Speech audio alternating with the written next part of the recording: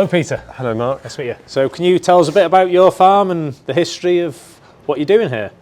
Yes, so we are farming near Taunton, in the Vale of Taunton, about 600 acres, purely arable. Yep.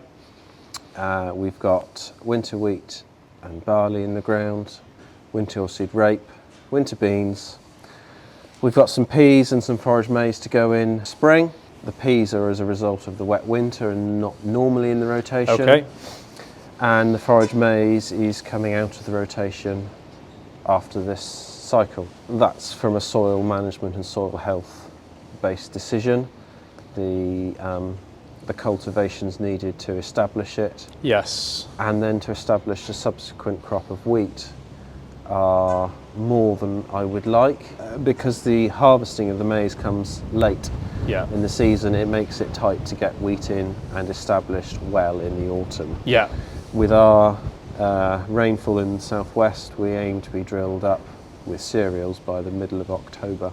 So that's going to be a challenge to get. Which with maize is a challenge. Yes. And although the maize was harvested in dry weather last autumn, the rain suddenly turned on like a tap and we didn't get all our wheat established. We've gone from a mixed farm with dairy, laying hens and arable to pure arable, and from using contractors for all our field work to doing the majority in-house to increase our ability to manage everything in timeliness as well as what we want to do and where.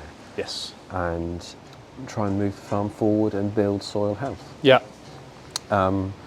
I've gone from managing a dairy herd and using contractor and agronomist heavily to manage the arable to being very interested and passionate myself with that. Yes. I've done my flaxen training and basis soil and water training and looking to do the basis crop protection course to work even more in detail with alongside the agronomist and build on the health of the farm and the soils to leave this corner of England slightly better than we found it. It's always nice.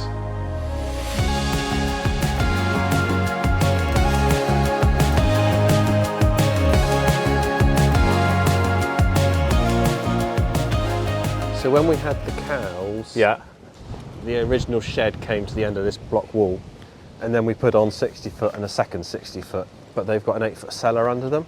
Yes, okay. Which in theory was sufficient for winter storage.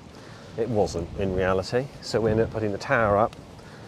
And then we managed to get an ammonia grant, which was 100% grant for a lid. And we were fortunate.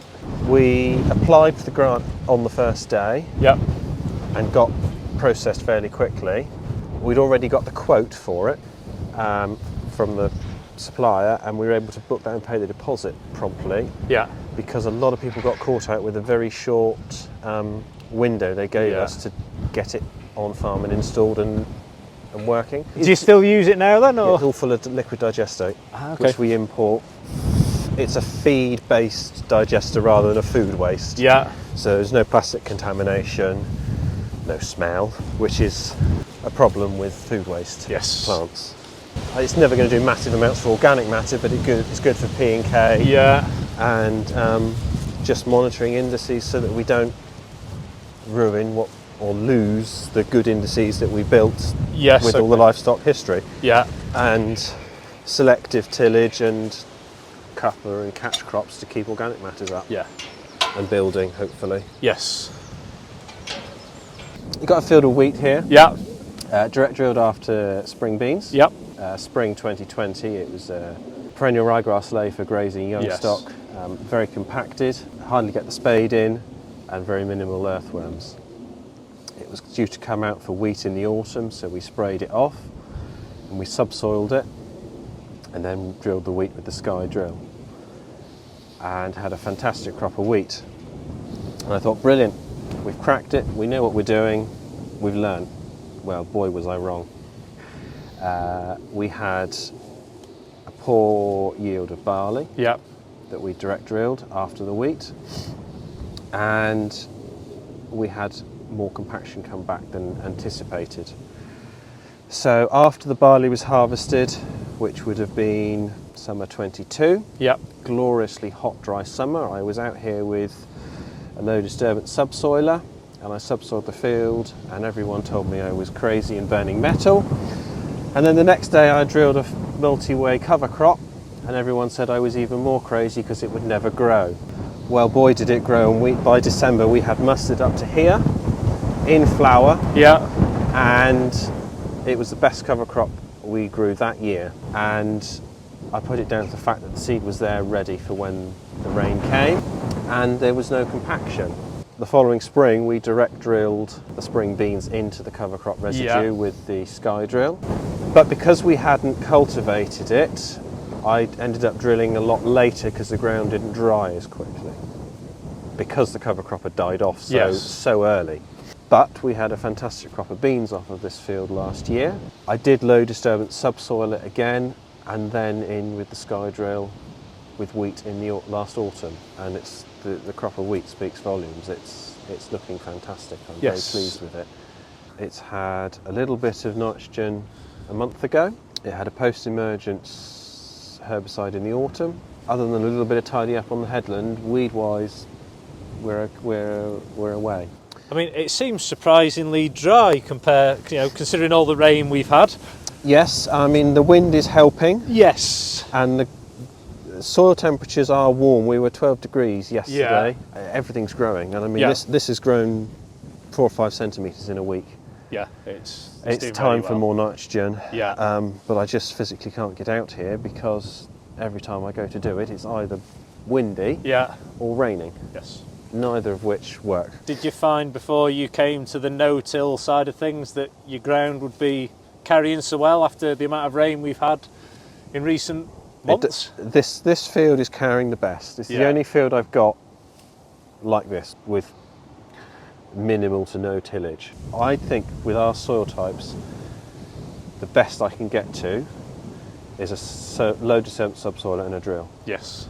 If I go one step further and take that subsoiler out, I'm going to lose a lot of yield. So what sort of soils have you got across the farm? We're mostly clay loams, fairly deep. Yeah. But the subsoil is very heavy, very clay. Yes. High mag, we do get a lot of water retention. We've got some block down at the bottom of the farm that gets very, very wet and holds on to it. That's the highest mag soils we've got on the farm, and they are very tricky. But with time, they are getting better. Our contractor was very good, I cannot fault them, but because I'm covering less ground than they were trying to cover, I can hit those fields at exactly the right day and get the best seed bed, whereas they would sometimes be a bit early, a bit late to fit a time schedule because they had to, and that's, I get that, can't grumble at all, but it meant that sometimes it wasn't the best conditions down there. I'm still moving towards reducing tillage, but it's very much strategic tillage, crop specific, field specific. So like oilseed rape, some people direct drill it, some people will go the whole hog. I want to pick what's right for the field for the year and go somewhere between middle and towards no tillage. There's not one shoe fits all practice here. No. And you got 1, 2, 3, 4 fields all in the trot. Each field is slightly different. Yeah. I've started slowing down the amount of cultivation and just strategically looking and walking each field and taking the time to assess and work out what's best for that field in that particular year for the crop that's going into it. So with you saying about you doing a lot of subsoiling, you use cover crops to try and break that sort of pan and compaction. Has that been tried here? Or I use a cover crop to stabilise the remedial work the subsoiler has done. I don't think our soils are in a point where I can use cover crops to beat compaction. No. That's a mixture of soil type, crops within the rotation, and I don't want to bring brassicas into the cover crop mix because I don't want to bring in clubroot, having just introduced oilseed rape into the rotation. So I restricted on what I can use. What sort of cover crops do you normally use? So we like Phacelia, that grows well. We like buckwheat. Yeah. I'm beginning to like sunflowers. They seem to do really well. Lovely big root mass, and they look pretty. You can have sunflowers out in December. What's more cheery than that on a great December day? I'm going to try some linseed this year. Never had that in a mix before. So do you plan what cover crops you use to the field's needs, or is it a case of just trying it to keep cover on the field? It's a bit of both, but I try and keep it as simple as possible, so I've not got too many mixes to throw in the drill. Trying to keep it practical, but get the maximum benefit we can. Yes.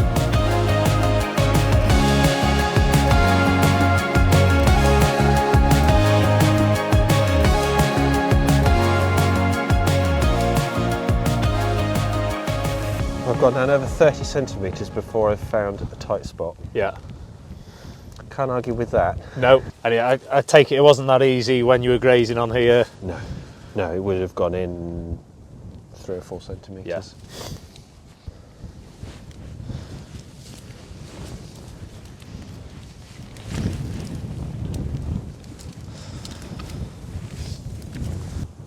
Got a little bit of clay there, yeah. A bit of old stubble that's not quite rotted. Yeah. But we've got a lot of roots to depth. Yeah. And then looking at the edge of what we hold, we've got roots all the way down to the depth of the spade. We've got some sizable aggregates, but they're all uneven, and it doesn't break evenly, no fissures and break lines of stress where it's going to break in one direction only. Yeah. I mean, even if that... See all the roots all the way through it's not breaking evenly at that point or at that point. So yes, there's a slight demarcation there, but nothing is there's no pan. The soil smells alive and aerobic. It's quite warm actually, that soil. Yes. Given how much water we've had, it's draining nicely, which for this field is a relief given its history. Yeah. And do you find many earthworms when you do dig in? We are finding more. Yeah. We're finding a lot more wildlife since we've reduced cultivations. Yeah. And the change of farming policy. Yes, a lot more deer, a lot more ground nesting birds. And I put that down to not mowing grass. But we get a lot of skylarks. I saw the first partridge a couple of weeks ago. Yeah. Never seen partridge on the farm. Okay.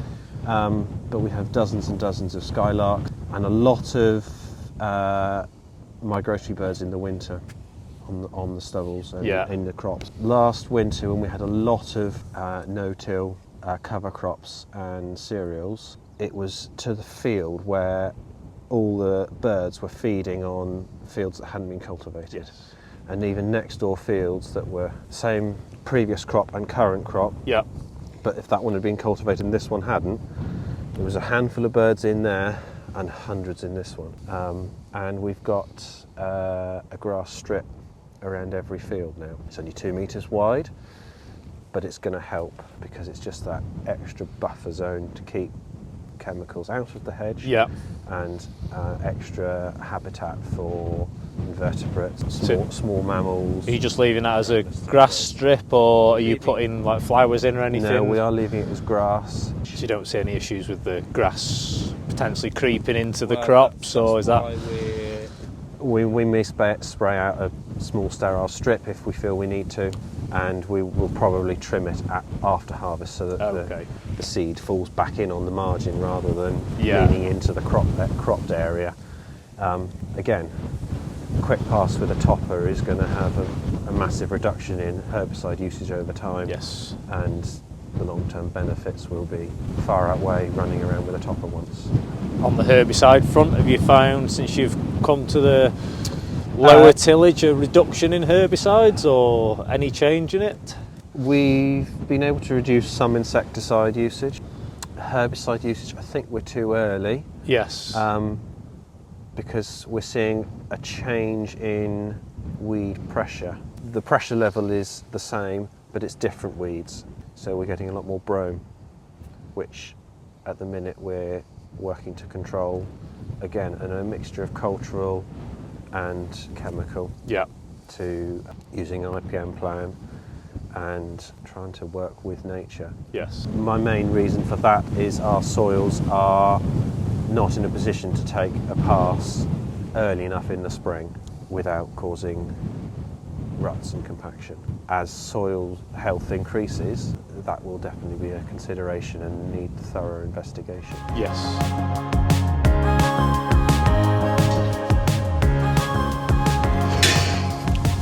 It's another very good crop.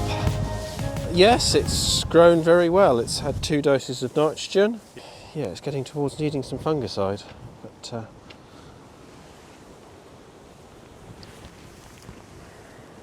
so that's hit the plough pan. So this field was wheat last year. Yeah. And we had a lot of losses from wind and weather. So we decided we would plough the field to get as clean as possible ahead of winter barley. The plough went a bit deeper than intended, so we got a plough pan at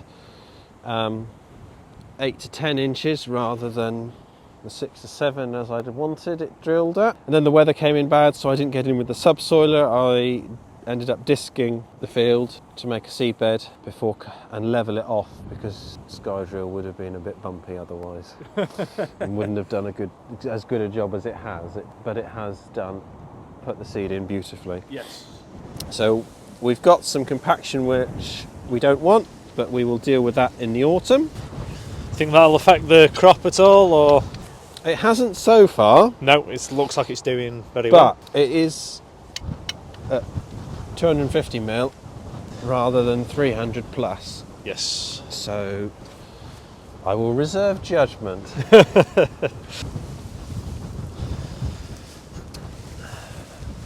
Straight away we've got it fracturing off at the bottom. Yep.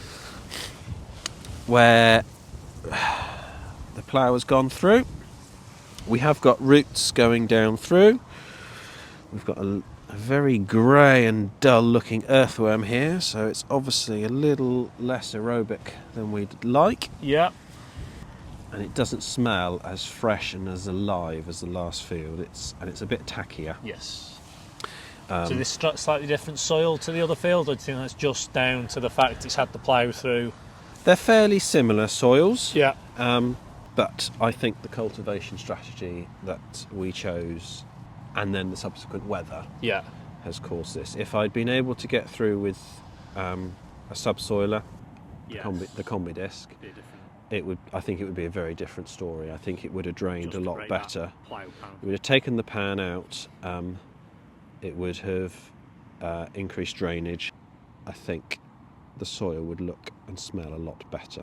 The crop is not showing signs of struggling yet. Roots are going down to the depth of the spade, so they have rooted well and hopefully will survive if it comes in dry. Yeah, not being impacted too heavily by it. Perhaps that's a good thing. It's a good thing the plough went deeper than I asked. Yeah, then it may do you a favour if it becomes too dry. Given the weather we've had and may get, it like you say, it could do us a favour that initially I didn't anticipate.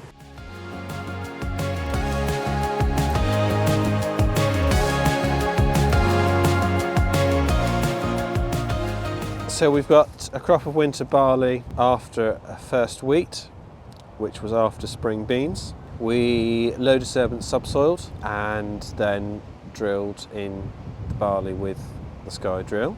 It's always been slightly poorer growth than after full cultivation.